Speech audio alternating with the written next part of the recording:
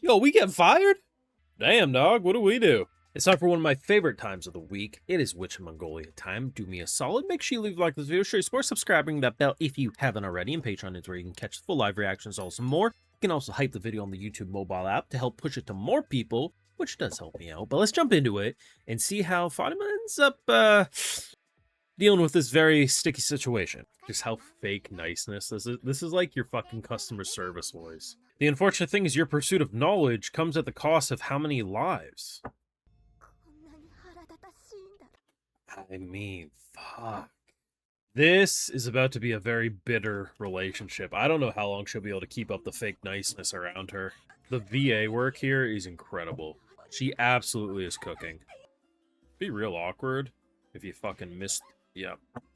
Picking up all the shit and then you fucking fumble it and this gut hatred. Then we can see they're a genuine family. Everything's always about perspective, right? Honestly, I thought they were going to keep kind of... I wasn't sure, like, the timeline of things, right?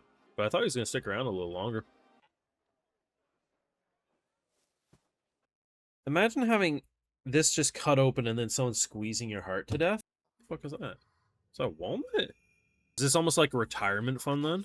Like, if we can escape, like, that thing's going to be worth a lot of money to sell. Wonder if this woman's gonna get spicy. Lay it on us. Oh.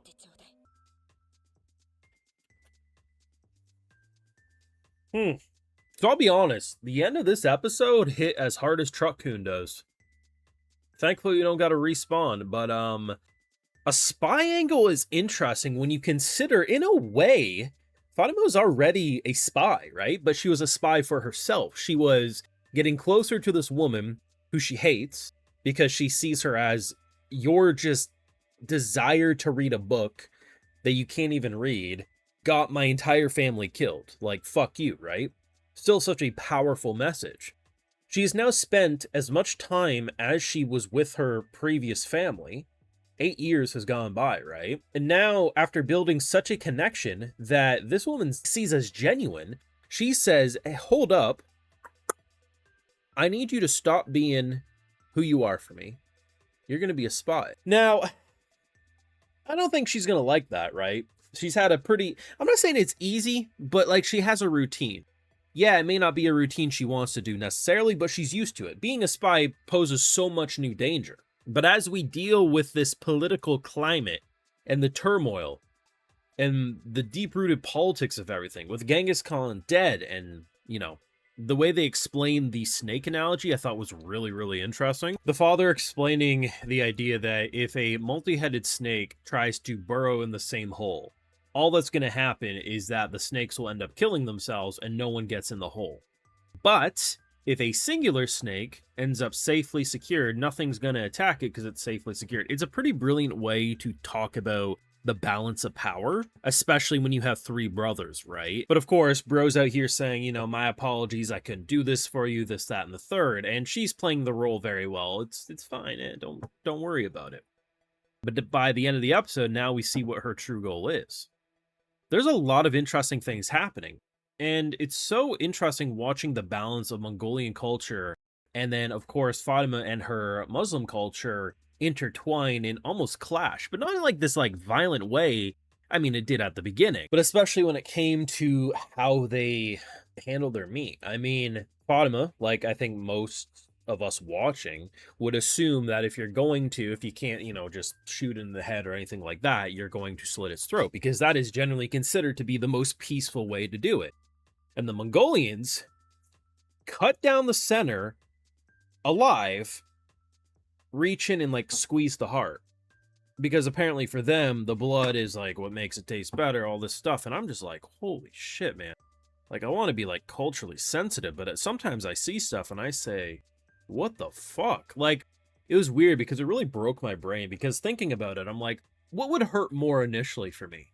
And for me, with my own pain sensors, I feel like cut here I would feel less than here, but I would die quicker by being cut here. So it's like the whole thing is just so fucked if you ask me, but it's like, so that's why we love it. I continue to fuck with how the show looks though.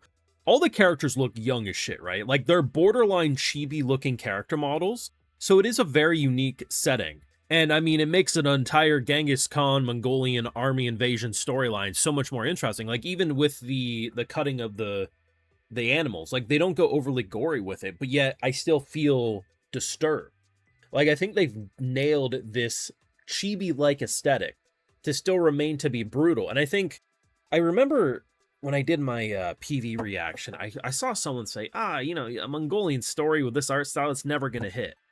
And I get it at face value because of the themes and the subject matter.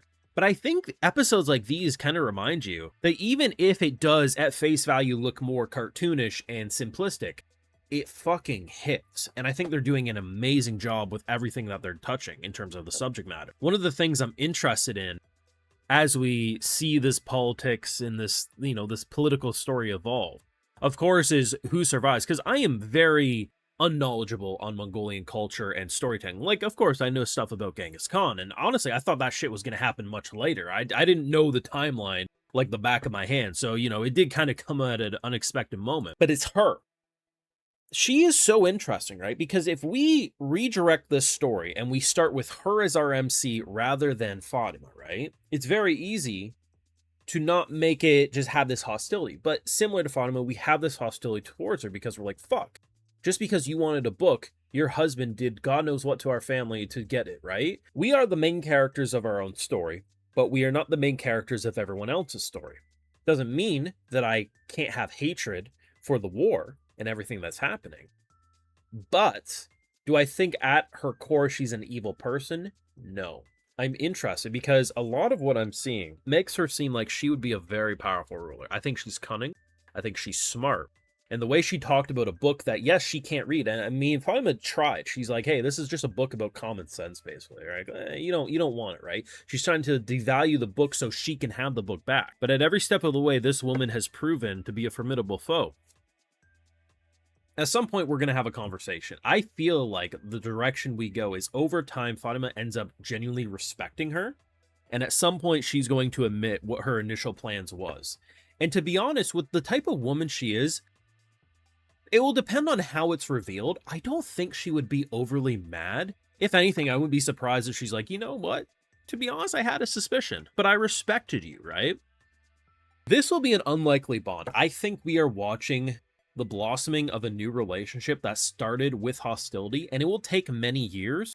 But I think before it's all said and done, before one of them dies, there will be an equal level of respect between the two. I could be mistaken, but I think revenge is going to be a lot more complicated for her, and she's going to continuously have to redirect her revenge in different ways than she was initially expecting. Either way, though, another fantastic episode. Hell of a plot twist. Did not expect the turn of events. The tables have turned. It's only going to get better from here. But do me a solid. Let me know what you thought in the comment section below. Like, comment, subscribe, and Patreon for live reactions and exclusives over there. Like, hey, you know, I got to give those video shoutouts too because my patrons are what make this YouTube channel possible. So today we've got Azuro, Nebzin 10, Danny the Penitent, and we also have Charles Polk. So I appreciate the support, everyone. Please take care. You know, have a good one.